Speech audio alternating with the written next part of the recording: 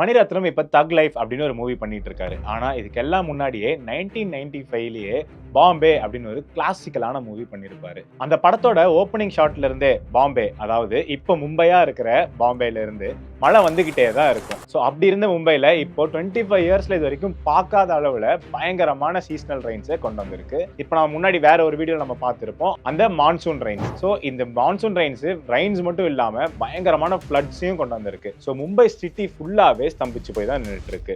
Streets எல்லாமே தண்ணி ஓடிட்டு இருக்கு. பெரிய பெரிய ஆபீசர்ஸ் எல்லாமே வந்துட்டு ஒர்க் ஃப்ரம் ஹோம் இஷ்யூ பண்ணிருக்காங்க. அண்ட் பப்ளிக்கோட லைவ்லிஹுட் டோட்டலா பாதிக்கப்பட்டிருக்கு. இதுக்கெல்லாம் காரணம் என்ன? அங்க இருக்க கவர்மெண்ட்ஸ் வந்துட்டு ப்ராப்பரான பிளானிங் பண்ணல. அண்ட் அதுக்கு முன்னாடியே மீட்டராலஜிக்கல் ஆஃபீஸ்ல இருந்து 2 வீக்ஸ் ஏர்லியா மழை ஹிட் பண்ண கூடும் அப்படின்னு ஒரு ரிப்போர்ட்டும் கொடுத்துருக்காங்க. இந்த ரிப்போர்ட்ஸ் கிடைச்சுமே கவர்மெண்ட் ப்ராப்பரான ஆக்ஷன் எடுக்காதனால இப்ப மக்கள் பாதிக்கப்பட்டே தான் இருக்கிறாங்க. இந்தியாவோட ஃபினான்ஸ் கேபிட்டல்னு சொல்லப்படுற மும்பைக்கே இந்த கதினா மற்ற சிட்டிஸையும் இதே போல கவர்ன் பண்ணா என்ன நடக்கும்னு நம்ம தான் சிந்திக்கணும்.